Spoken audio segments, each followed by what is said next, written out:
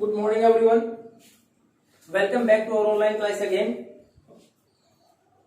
In the last class, we have discussed about the structure of atmosphere, and we read about different layers of the atmosphere. पिछली class की अगर बात करें तो हमने structure of atmosphere पढ़ा था कि कैसी संरचना है हमारे वायुमंडल की। उसके बाद हमने डिफरेंट लेयर्स पढ़ी थी एटमॉस्फेयर की, ट्रोपोस्फेयर, स्ट्रेटोस्फेयर, मेसोस्फेयर, एक्सोस्फेयर।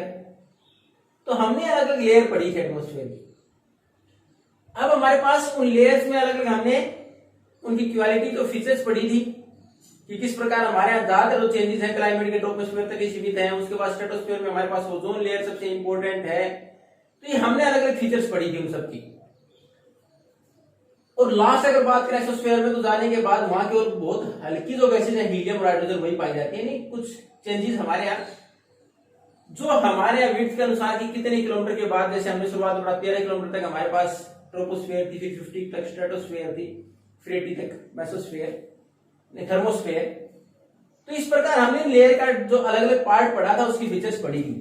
अब हमारे पास है वेदर एंड क्लाइमेट, कि हमारे पास मौसम और जलवायु, वेदर, मौसम और क्लाइमेट, जलवायु।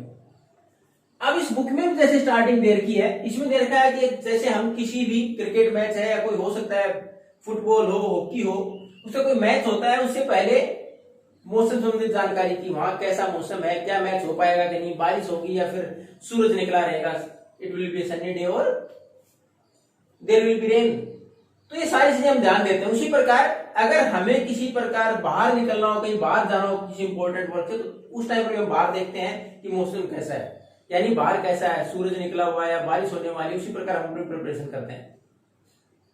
तो ये सारा क्या है, वेदर। और ऐसा नहीं है कि ये पर डे बदलता है। वेदर की अगर बात करें तो it can change with in an hour, एक घंटे में बदल सकता है। अभी कुछ देर पहले अगर आप देखें कि हो सकता है बहुत सारे बादल और अचानक से कुछ देर के बाद, एक घंटा 1.5 घंटे के बाद देखें आप सूरज निकला हुआ हो। तो इसमें क्या है, the phenomena of atmosphere in which the changes ओकर विद इन एन आवर और ए डे, कि एक दिन में या कुछ घंटे में मौसम जो परिवर्तन आ जाए एटमॉस्फेयर में, वो क्या हमारे पास वेदर है।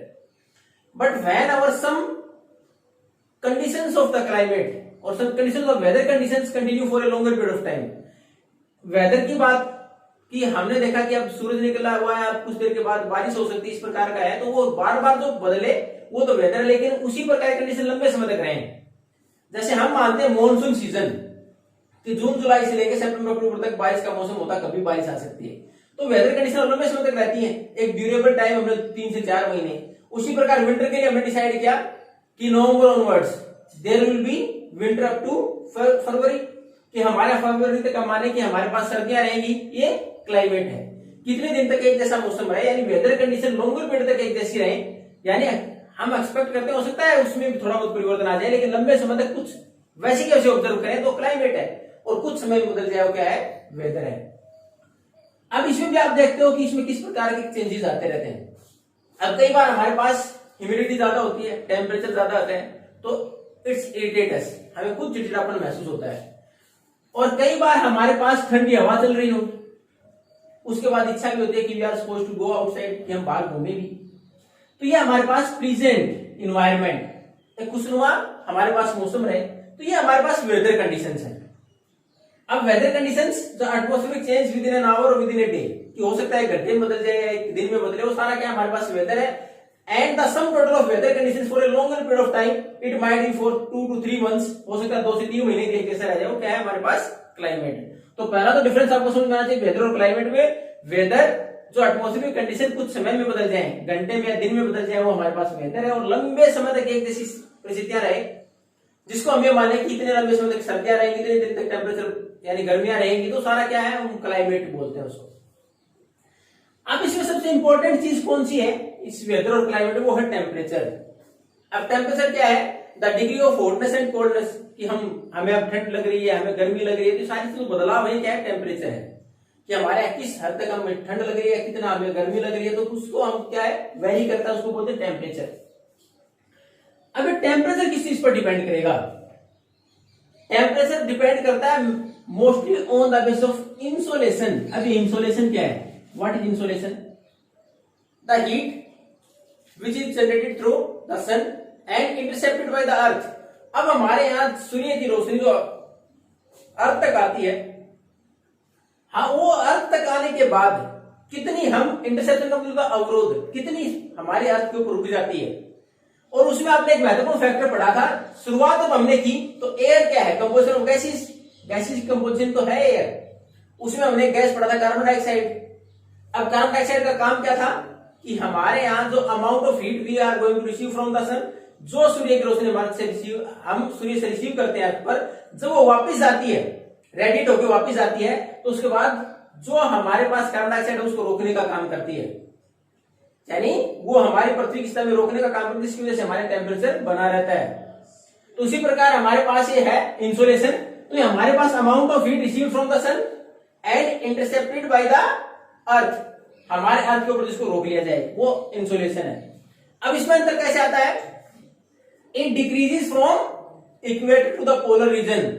और इंसोलेशन के अमाउंट है जो अर्थ हीट ऑब्जर्व करके रखती है, कंजर्व करके रखती है, प्रिजर्व करके रखती है, वो अमाउंट लगातार कम हो जाती है। कहां से? इक्वेटर से पोल्स की तरफ। उसी प्रकार टेम्परेचर में अंतर आ जाएगा, इक्वेटर पर सबसे ज्यादा होगा, फिर पोलर रीजन में सबसे कम।